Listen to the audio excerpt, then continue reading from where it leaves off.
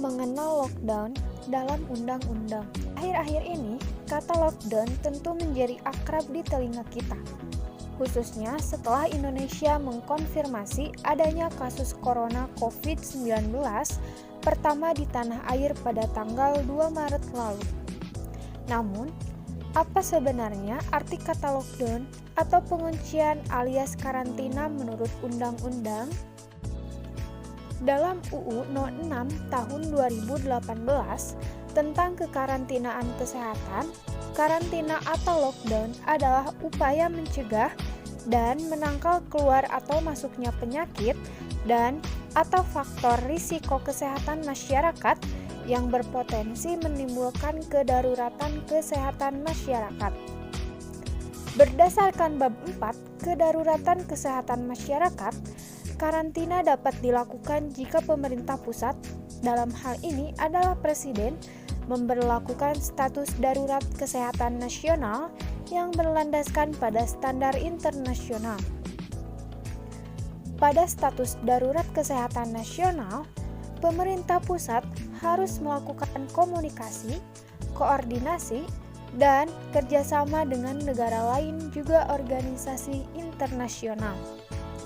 Utamanya untuk mengidentifikasi penyebab, gejala, faktor yang memengaruhi, dan dampak yang ditimbulkan, serta tindakan yang harus dilakukan. Menurut UU No. 6 Tahun 2018 Bab 7 Penyelenggaraan Kekarantinaan Kesehatan di Wilayah, ada beberapa jenis karantina dalam situasi darurat nasional. Di antaranya adalah karantina rumah sakit, atau pembatasan sosial berskala besar. Aturan lockdown di Undang-Undang Kekarantinaan Kesehatan. Undang-undang telah mengatur mekanisme lockdown. Bahasa yang dipakai yakni karantina di dalam UU Nomor 6 Tahun 2018. Lalu, bagaimana aturan lockdown itu sendiri? Dalam UU kekarantinaan tersebut, karantina dibagi menjadi 3 jenis, yakni karantina rumah, karantina wilayah, dan karantina rumah sakit. Di situ juga mengatur pembatasan berskala besar. Karantina rumah dilakukan apabila penyakit menular ditemukan di suatu rumah saja, tapi karantina wilayah bisa dilakukan apabila penyakit sudah menularkan banyak orang di wilayah tertentu.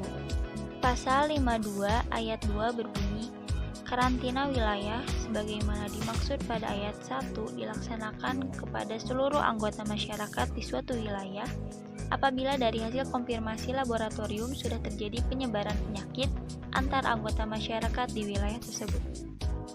Pasal 54 ayat 3 berbunyi, anggota masyarakat yang dikarantina tidak boleh keluar masuk wilayah karantina.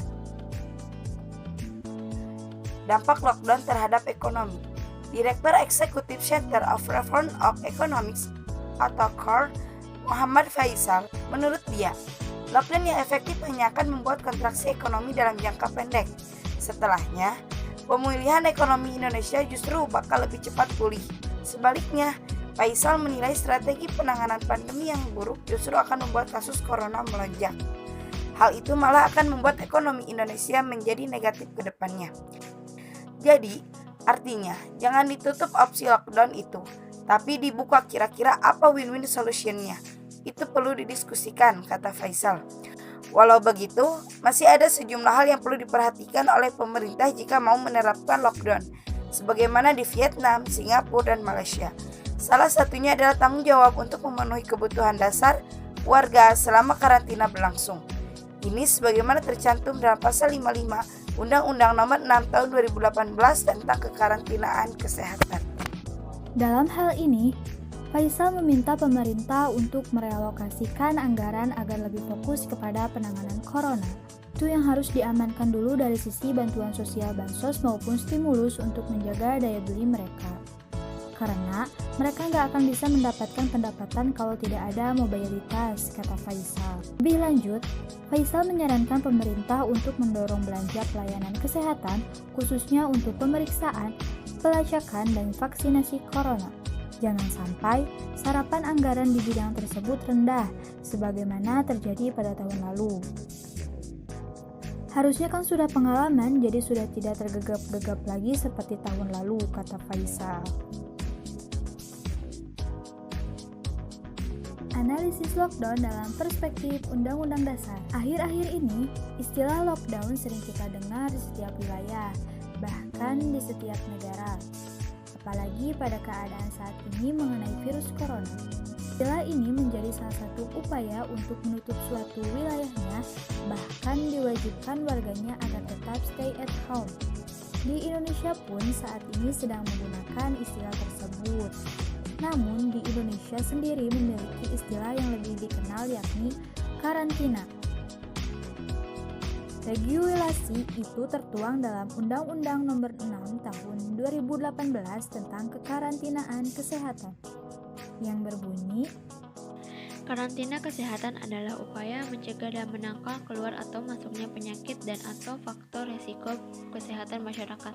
Demikian bunyi pasal 1 ayat 1 UU Nomor 6 Tahun 2018. Dalam pasal 89 ayat 1 disebutkan 4 jenis karantina, yaitu pertama, karantina rumah, kedua, karantina wilayah, ketiga, karantina rumah sakit, keempat, pembatasan sosial berskala besar oleh penjabat karantina kesehatan.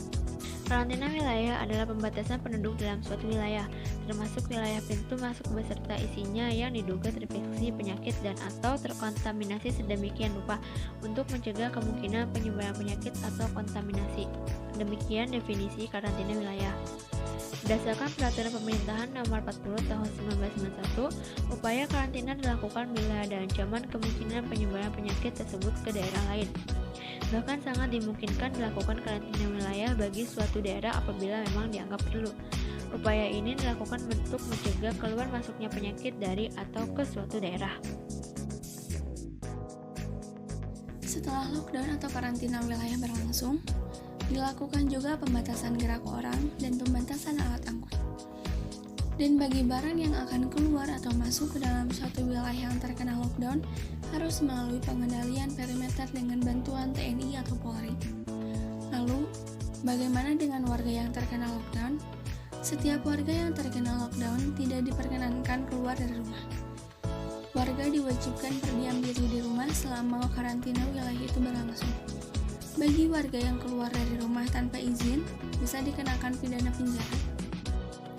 Menurut Undang-Undang Kekarantinaan Kesehatan, Pasal 93 menyebutkan, setiap orang yang tidak mematuhi penyelenggaraan kekarantinaan kesehatan, sebagaimana dimaksud dalam Pasal 9 ayat 1, dan atau menghalang-halangi penyelenggaraan kekarantinaan kesehatan, sehingga menyebabkan kedaruratan kesehatan masyarakat, dapat dipidanakan dengan pidana penjara paling lama 1 tahun dan atau pidana paling banyak sebesar 100 juta rupiah.